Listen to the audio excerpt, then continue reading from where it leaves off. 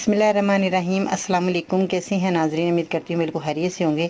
आज की वीडियो में जो नुस्खा बताने वाली हूँ वो है पुदीने से कहवा तैयार करने का नुस्खा है, जो कि बहुत ज़्यादा मरीज़ को उल्टी हो जाती है, यानी कि कै हो जाती है और मरीज़ जो है बहुत ज़्यादा परेशान हो जाता है। तो आइए जानते हैं कि आपने इन चीज़ों का इस्तेमाल किस तरह करना है।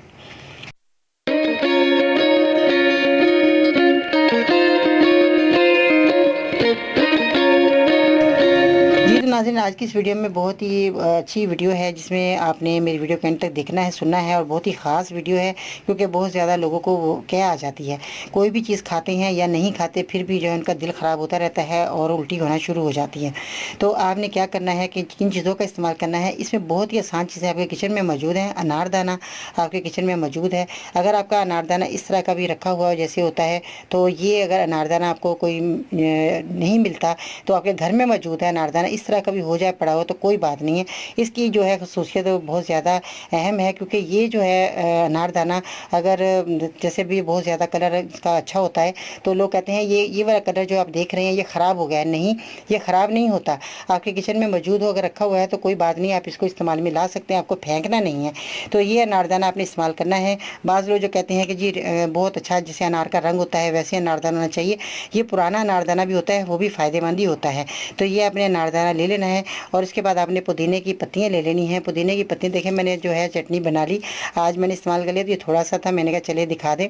माइंड ना कीजिएगा कि बाजी इतना सा पुदीना दिखा रही है, कंजूसी कर रही है। नहीं, मैंने आज ना पुदीने की चटनी बना ली, क्योंकि मैंने दाल बनाई थी।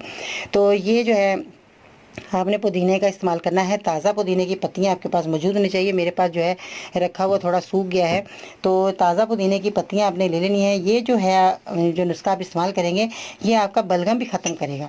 बलगम जिनको बहुत ज़्यादा आती है, ये पुदीना आप इस्तेमाल करेंगे, इससे जो है बलगम बिल्कुल ख़त्म हो जाएगी, कै आना बंद हो जाएगी।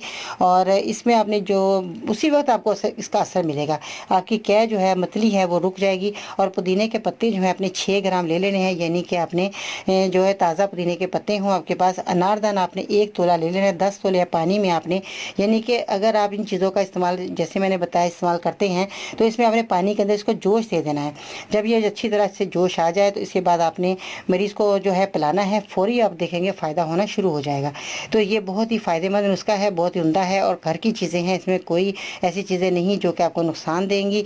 ये इस्तेमाल करवाएं तो इंशाल्लाह ताला आपको जो है मरीज़ बिल्कुल ठीक हो जाएगा, सेहतमंद हो जाएगा, तंदुरुस्त हो जाएगा, तवाना हो जाएगा। और जो चीज़ खाएगा उसका दिल भी चाहेगा कि मैं हर चीज़ दुनिया की नेमत खाऊं।